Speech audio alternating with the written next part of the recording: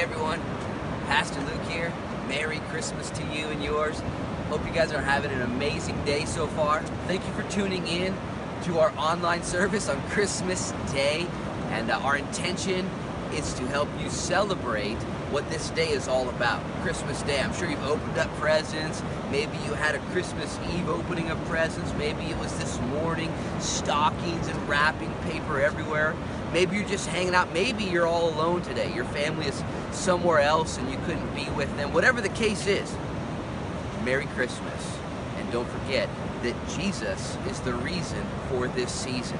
That's our whole intention. I don't know about you, but I really do. I appreciate Christmas. I love Christmas. I actually get into some trouble occasionally because I start listening to Christmas music in June or July. It comes up in shuffle mode and I just don't shut it down. I love it. I enjoy it.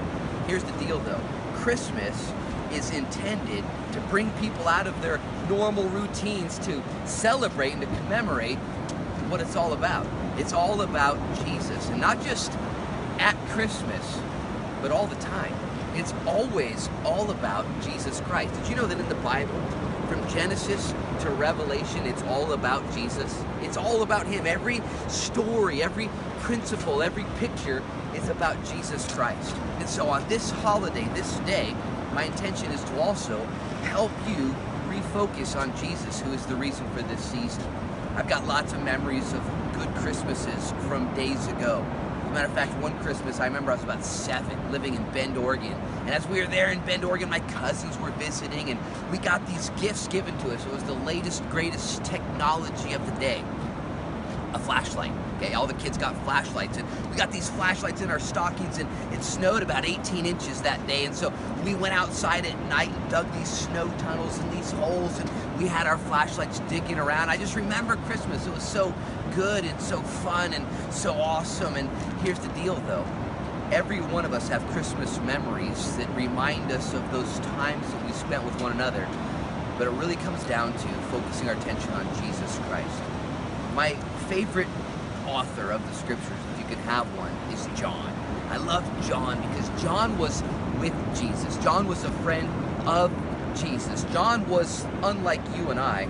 He was there as an eyewitness, somebody who listened to Jesus and learned from him and then spoke about him. And so in the Gospel of John, we learn so much. And John wanted us to know that we know who Jesus is.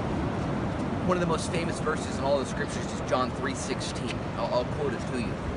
It says this, "For God so loved the world that He gave His only begotten Son, that whosoever should believe," that's the key word, believe in Him would not perish, but have everlasting life.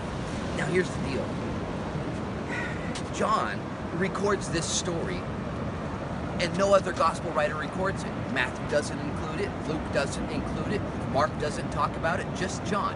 John includes this story because when John wrote his epistle, he wrote with this intention, that everyone around him would come back to and focus on Jesus Christ. They wouldn't miss Him, that they would be turned to Him, and that's the whole goal. And so when he gave that verse, the most famous verse in the world, John 3:16, it's a story where Jesus was speaking to a man named Nicodemus. And Nicodemus was the guy who knew what to do and everything right, and he knew what not to do and everything wrong. And not only did he know the two, he was able to accomplish it. Nicodemus never did anything wrong, never fell into doing things that he shouldn't do, and he did the things that were right. Yet when Jesus was talking to him about heaven, Jesus said, "No one's going unless you're born again." And Nicodemus said, "Well, how can these things be? How can these things be?" And that's when Jesus dropped that bomb on him. You know how these things can be? God so loved the world that He gave His only begotten Son, that whosoever should believe in Him would not perish but have everlasting life. He began to teach, Jesus did, God in the flesh, Nicodemus and other people, how we can celebrate Christmas properly by receiving that gift from the Father, believing it, not just receiving it passively, but receiving it actively. To receive, to believe.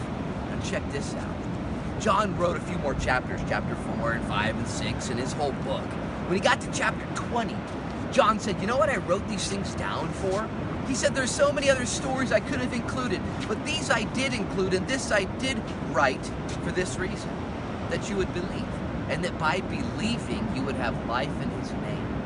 John concluded for us as we celebrate Christmas, I wrote down what I wrote so you would believe what I said, and if you believe, you'll live.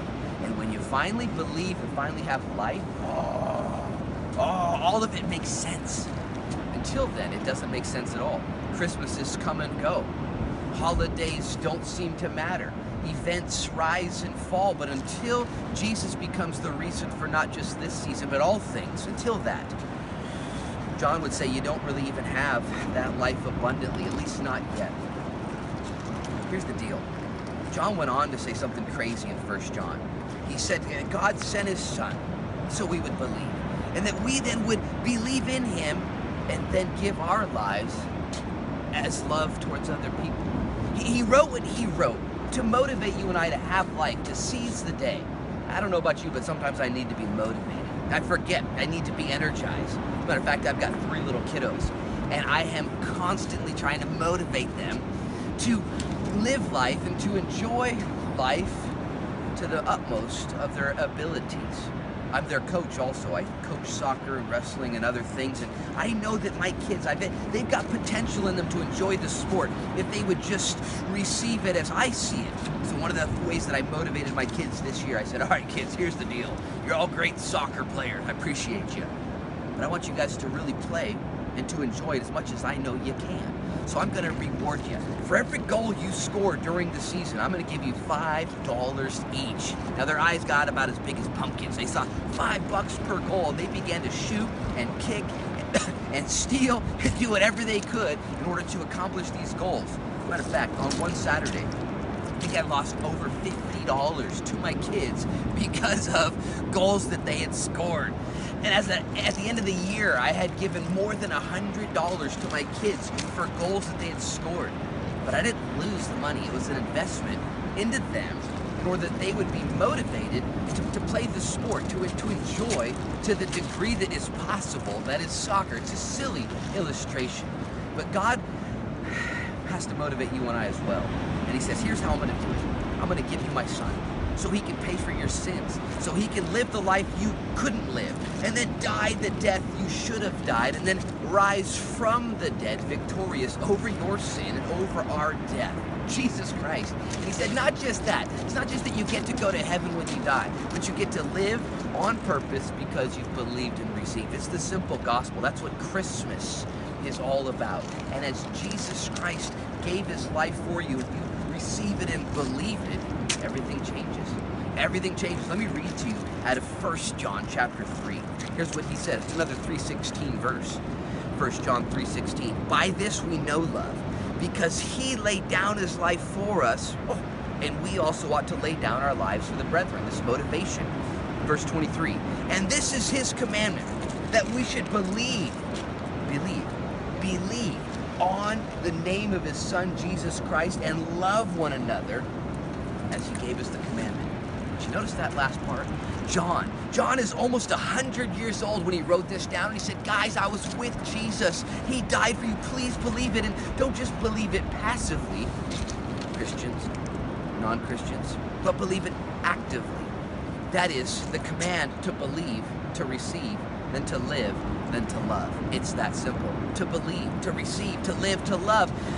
The next step of our Christian journey, the next step of this Christmas day is to actually love one another, to forgive those who've hurt you, to accept those that you have not yet accepted, to serve those who you are so selfishly wanting to serve you, to do what Jesus has said would actually make your life count.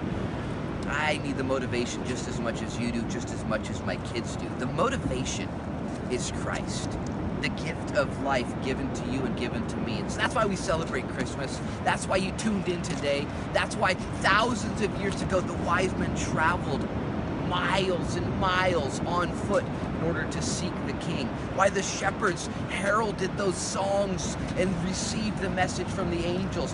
Why men and women for thousands of years given everything for the cause of Christ. It's our turn now. It's our turn. It's 2016. It's coming to an end. And I would challenge you during this Christmas season, believe, receive, live, and love.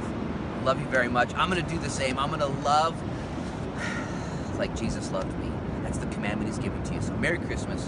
God bless you all. I appreciate you very much. We'll see you in the next year. Merry Christmas.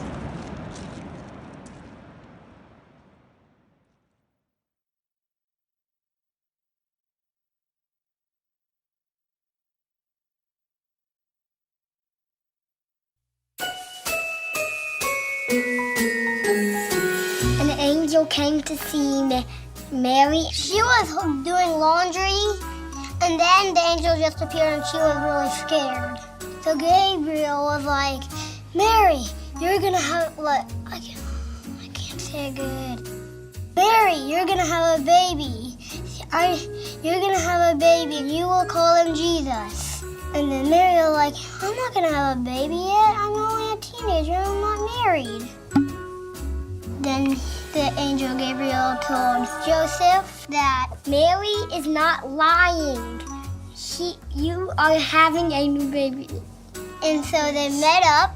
They went to Bethlehem, which was Joseph's old town. They ride a donkey. I don't know. A camel. Oh yeah, a camel. She said, this donkey's fast.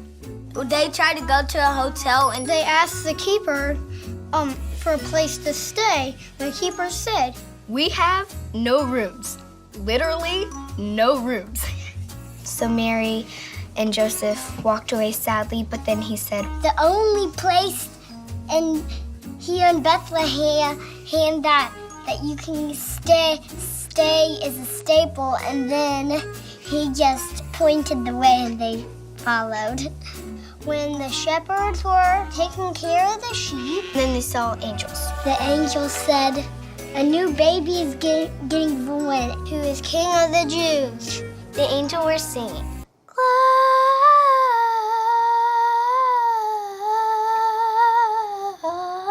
glorious. And then the shepherd said, I think we should go there and meet him. The second, I think, said, yeah, I agree with you. And the other said, yeah, me too. They had to walk through a bunch of grass and bushes, maybe have to camp out a night. And then the wise men heard about it. And then a star appeared. We should probably follow that star. It's pointing down to the barn. So maybe we should follow it. Maybe. So the wise men went to Jesus. They gave them gifts. A stuffed animal, like a hippo one, that I have at home. Some diapers, and some wipes, and some milk, some shoes, some Jordans. Gold ring and Latimer. And I don't know how I would survive in that barn. Too stinky, too crowded, and ugh. I think he probably pooped because the room was very smelly. Thank you for coming. He's adorable. He's gonna be our best friend. I love you, and you the best baby I ever seen. There, I said it. The new baby is gonna change the world.